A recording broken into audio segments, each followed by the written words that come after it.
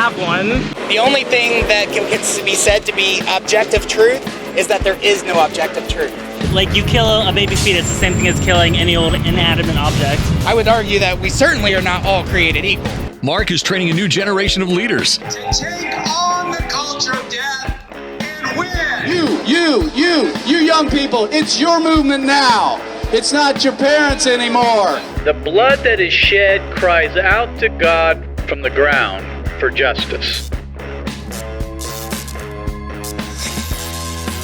And now, here's Mark. What I'm saying is this. I would like for all of us to believe in nonviolence, but I'm here to say tonight that if every Negro in the United States turns against nonviolence, I'm going to stand up as a lone voice and say this is the wrong way.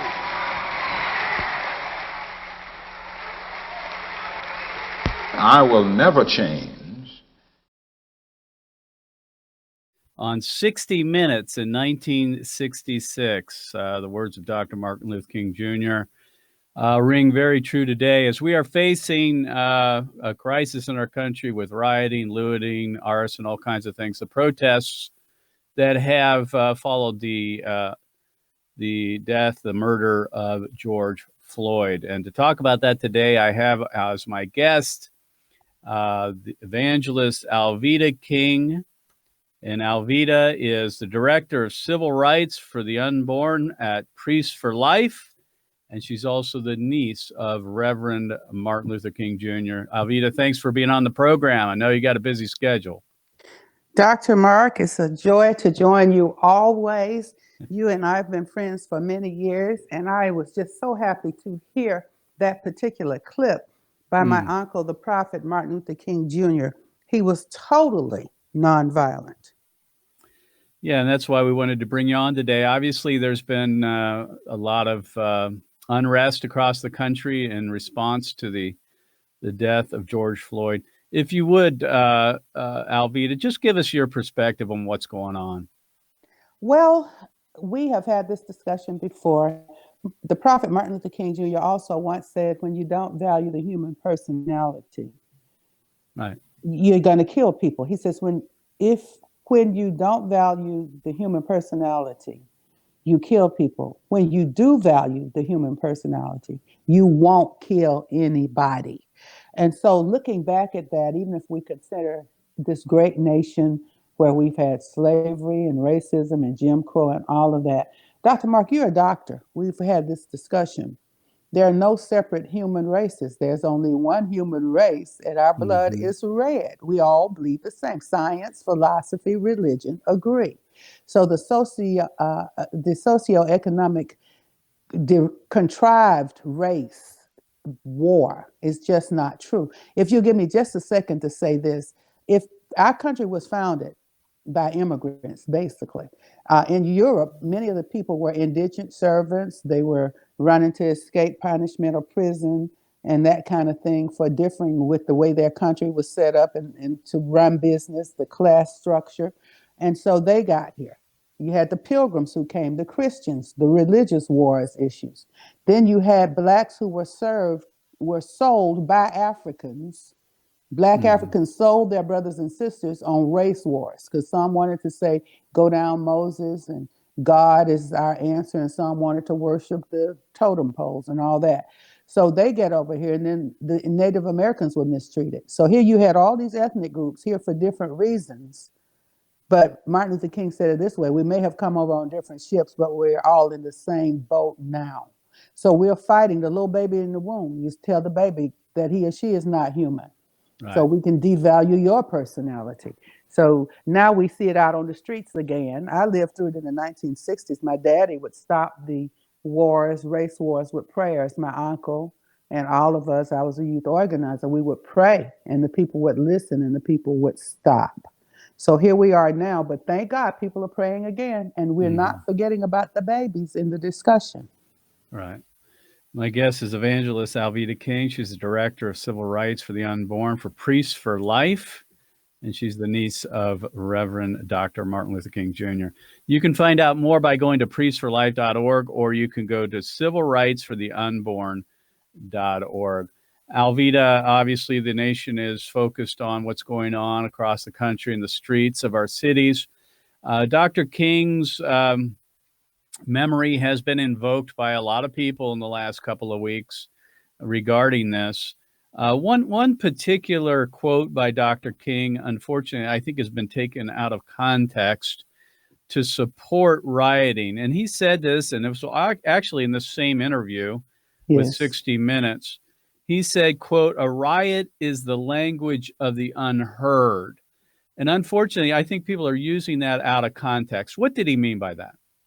People are using that to say, so I have to riot because you don't hear me. Right. And then, now that we are proving that we hear this serious issue, well, we're not going to stop rioting anyway. So in other words, you just want to riot. And so Martin Luther King Jr. said almost in the same breath, they just cut the sentence off. Rioting is the language of the unheard, but I'm going to stick with nonviolence. Everybody needs to hear the clip that you just played because it was all part of the same thought pattern. Exactly. And so it is improper and unfair to try to misconstrue and pretend that Martin Luther King Jr., the prophet, would say it's okay to riot. It's also unfair to disrespect the memory of a human being named George Floyd, and to say we're going to commemorate that by looting and burning, or, well, he did this. Oh, he had COVID-19. He did this, he did that. He was a human being, a red-blooded human being. He was manacled and shackled and choked to death. And that was wrong. It was simply wrong. But you don't do it by violent rioting or looting. You follow the example of the President of the United States. As a matter of fact, President Trump acted real quickly. He said, investigate this now. In Ferguson, I think they waited several days because I did go to Ferguson and help to pray in those riots as well. But they delayed. They took too long. President Trump moved right away. Yes, he did. Again, my guest is Evangelist Alveda King. Go to priestforlife.org to find out more, or civilrightsfortheunborn.org. Alveda, I know it's, during these times where there's a lot of focus on racial injustice and what's happening across the country, I find it difficult often to invoke the idea about the unborn. People think, well, you're minimizing the plight of African Americans. You're not really taking seriously the death of George Floyd if you talk about the unborn. If you would, in the time that we have, you head up the Civil Rights for the Unborn for Priests for Life. What's the connection between African Americans, having abortions and what's happening in the streets of our cities? Well, what people have liked to do, and it needs to be dispelled right now medically, scientifically, spiritually, and philosophically. People will say, oh, I'm colorblind. I don't see color. So if you're colorblind, you don't see color, you don't see all the experiences, nor all of the beauty of the wonderful ethnicities. So now people wanted to say, oh, I'm baby blind, I'm womb blind. I can't see in there. That's not a baby. But now you don't have that excuse. We're not colorblind and we're not womb blind, because these instruments can show you that full baby in that womb, really from the beginning. And because there's an explosion. But Dr. Mark, if you've got 30 seconds, is this true? Like when conception happens, the sperm and the egg, is there like a little burst of light or explosion or something? Is there something exciting that happens right away? Exactly. Yes, it does right away. Yeah. Alveda, let me ask you this question. In the African American community, the plight of the unborn, Black genocide, we often call it, because of the disproportionate numbers of African Americans that are having abortions in comparison to the numbers of population. Why do you think it is that many don't hear the voice of the unborn, don't defend them as they should? People want to be blind to the truth. If I don't see it, I don't have to deal with it. The three little monkeys, see no evil, hear no evil, speak no evil. I guess you could smell, taste, touch, all that. If you don't see it, you feel like you don't have to deal with it, because this is very true. There's too many studies, too much scientific evidence. So we need to follow the truth, Dr. Mark. Yeah, amen. And, if it weren't for that viral video of that 8 minutes, excruciating 8 minutes of the officer putting his knee on the neck of George Floyd, I would venture to guess that this wouldn't be quite the issue that we've made it across America. And so it is with the unborn. If we don't see them, we don't know who they are. They aren't real to us. They're non-persons. Okay. Well, I think that we have to see this. We have to know that. You did mention my two websites, priestforlife.org and civilrightsfortheunborn.org, but we have pro-life praise variety show.com, and that's Say on that YouTube. again. Pro-life praise variety show.com, and I think that's over on YouTube. And it comes through endabortion.tv on Wednesdays at 3:30 and 8. And we did a tribute to young people, to George Floyd and all of that yesterday, but now it's up on YouTube. And on Father's Day, we're going to revisit the George Floyd issue and look at what his little girl said. His little daughter, my daddy changed the world. So if these babies are not allowed to be born, there's something happens sometimes in our lives that are bad, but we don't make a decision. No, something bad is going to happen. Abort the baby. No, no, no, no, no. We let us come forth in life and live out our lives. And we have to speak as one race, one blood, and begin to love each other and value the human personality. My guest is Alveda King. Alveda, we got about a minute left. I know you're busy. You got, there's a lot going on right now. Yes, sir. If you would just leave our audience with some parting words in these times of troubles, we see the unrest across America, and where would your uncle stand on all of this? Because I think, as time passes, we revise history often, and we commonly make people say what they really didn't mean. And I'm afraid that that's being done with Dr. King. Let me sing this little song. We used to sing songs in the civil rights movement. It's like a prayer. I learned it from my dad, my uncle, granddaddy, Big Mama, all of them. My mother's still living.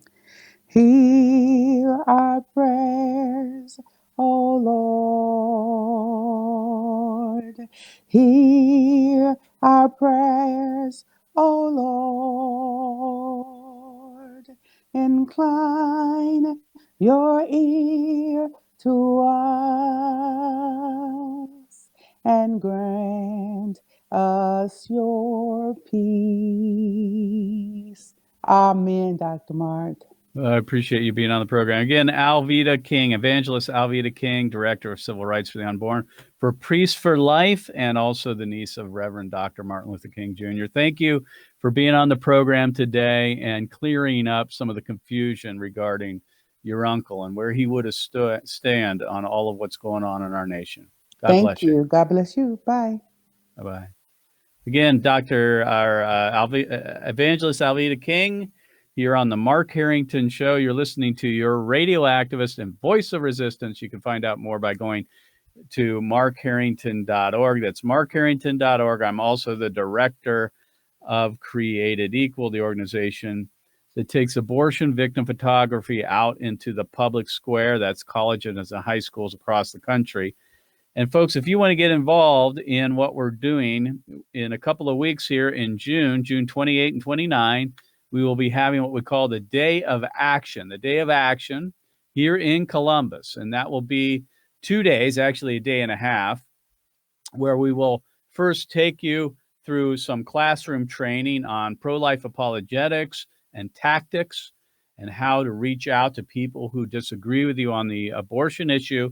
And then we'll take you onto the streets, to the overpasses, to the abortion centers, and to the public squares of our city, and teach you how to actually get involved in the one-on-one debate on abortion. So you can find out more about the Day of Action by going to createdequal.org/Day of Action. That's createdequal.org/Day of Action. That's taking place June 28 and 29 here in Columbus, Ohio. So feel free to get involved in that. It's a good entry point if you want to speak up for the unborn.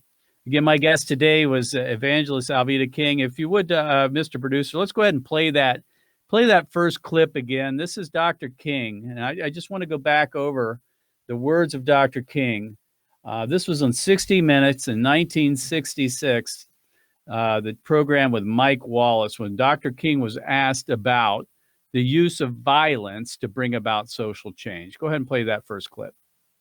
What I'm saying is this.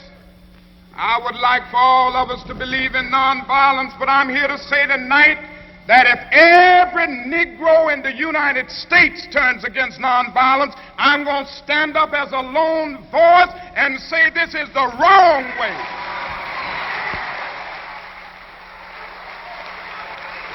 I will never change in my basic idea that nonviolence is the most potent weapon available to the Negro in his struggle for freedom and justice.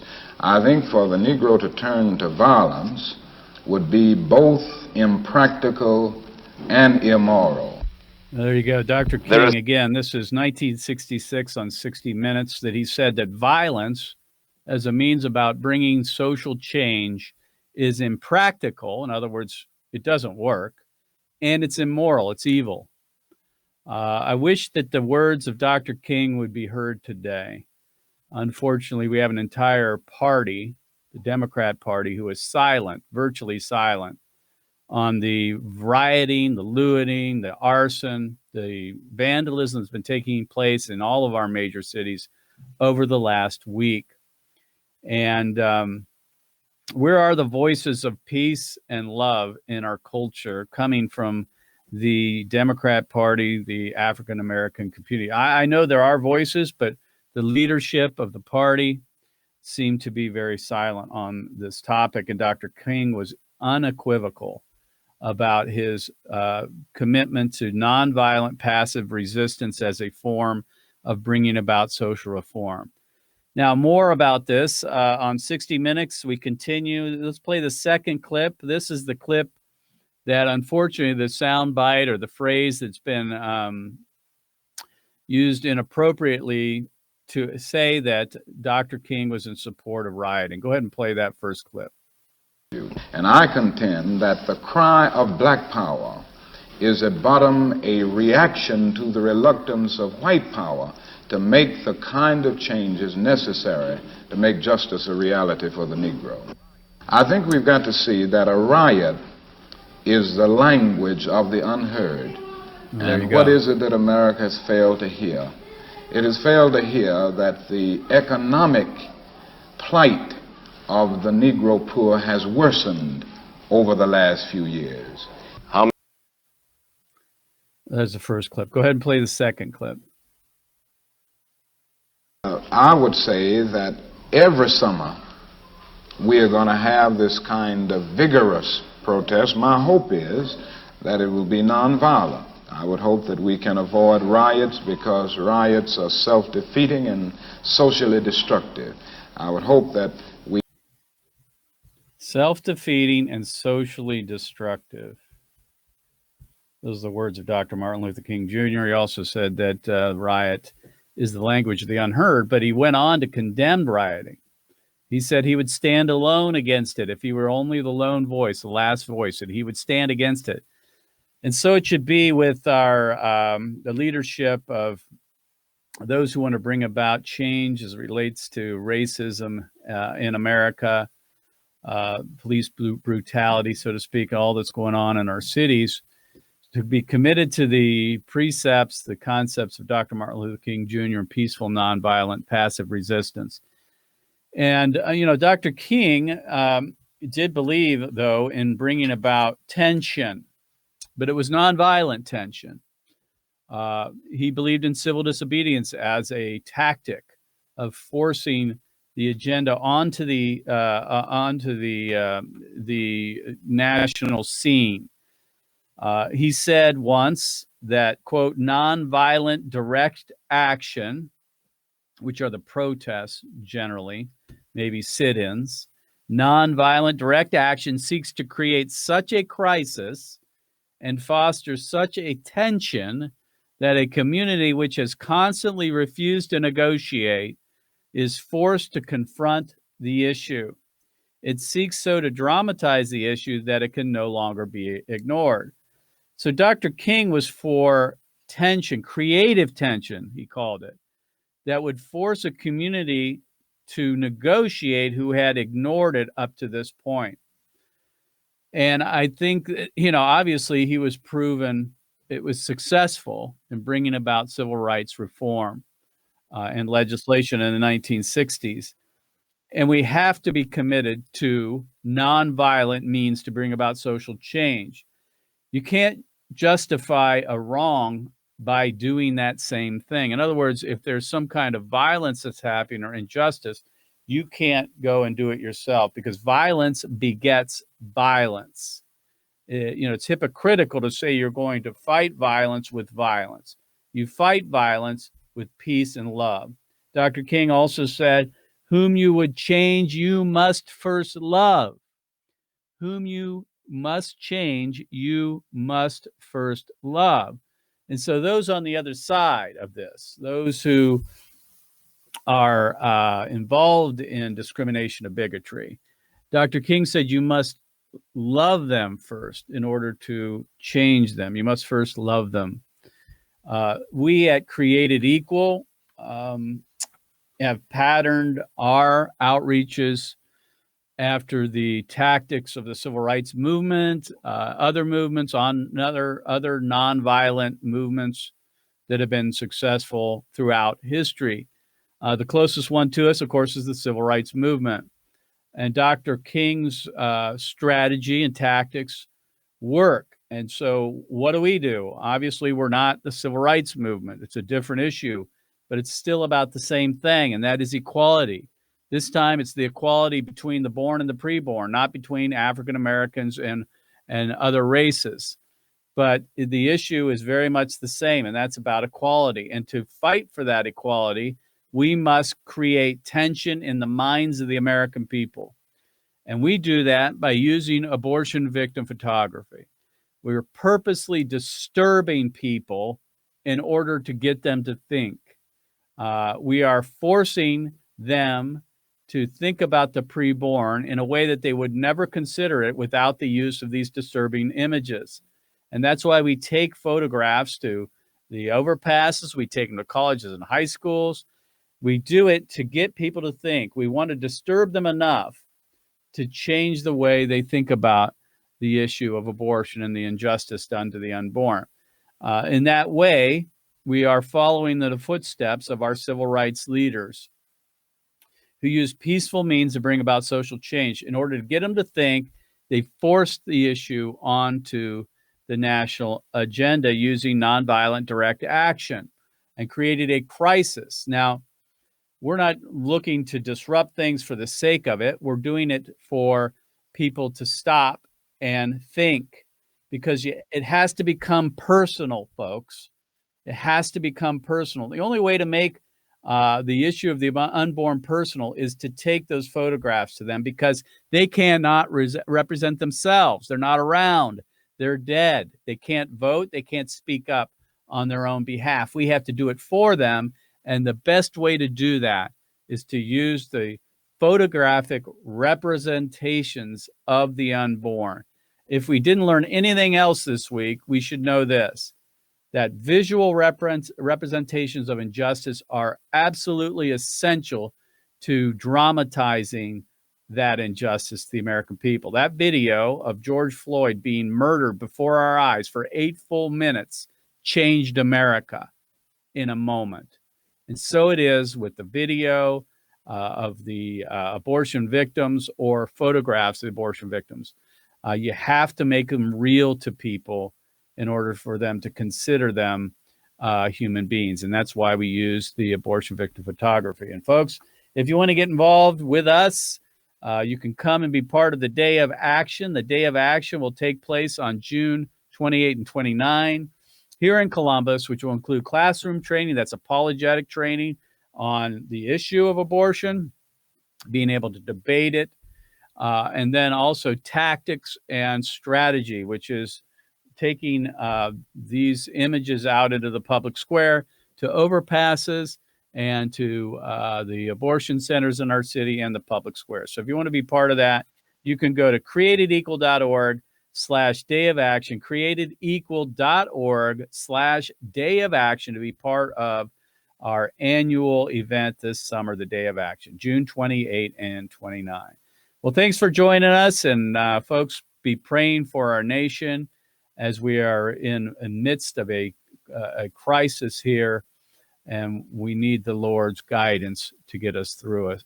And we also thank Alveda King for being on the program today. God bless you. God bless America, and we'll remember America to bless God.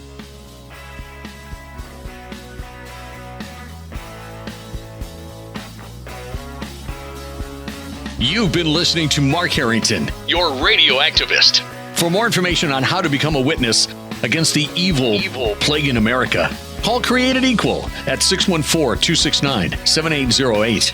That's 614-269-7808. Or go online to createdequal.net. Createdequal.net. Be sure to tune to the Mark Harrington Show next time for your marching orders in the culture war.